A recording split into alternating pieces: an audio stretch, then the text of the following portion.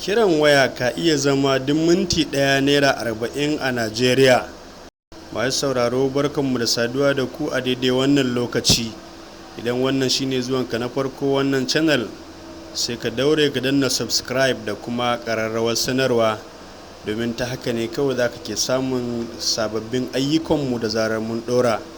Hakan kuma kyauta ne, kuma ba zai ɗauke ka wani lokaci ba. Inda dama ma ka suburbuɗa mana liking da kuma sharing. To Hausawa suka ce ana wata kuma ga wata. Ana fama da halin rayuwa, tsadar rayuwa, kullum garin Allah ya waye dala ƙara fecewa take.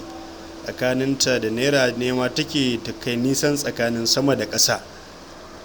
Kiran waya ma bai samu kubuta a hannun mahukunta ba, inda a halin yanzu ake tunanin cewa farashin kiran waya na minti ɗaya ka iya kaiwa naira 40 dukkan minti ɗaya a Najeriya. Mutane suna Allah wadai da wannan lamari, domin salon wannan mulki ya ba wa mutane mamaki, ta yadda aka duba ga shugaba Muhammadu Buhari, shugaba ne mai tausayin talakawa, kuma gashi ya amince da wannan lamari.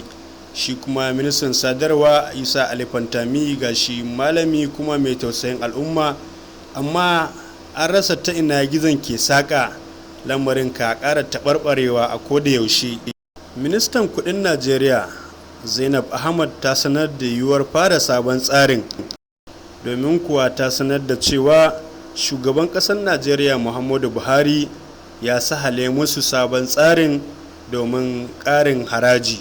Ministan kudin Zainab Ahmad ta sanar da hakan, sai dai DCL Hausa ta bibiyi jaridar Daily Trust, inda ta ce lamarin ka iya kawo saɓani tsakanin ma'aikatar kuɗi da kuma ma'aikatar sadarwar Najeriya. Ma'aikatar kuɗi da kuma ma'aikatar sadarwa wacce Alshak Isa Alifantami ke jagoranta. Dai mu ce Allah ya kyauta, Allah kawo mana sauƙi a Najeriya da ma duniya baki ɗaya. Da haka kuma kawo ƙarshen labaran namu na yanzu, sai an jima za ku je mu ɗauke da wasu labaran na daban. Ni da na gabatar nake ce da ku mu kasance cikin ƙoshin lafiya. Wassalamu alaikum.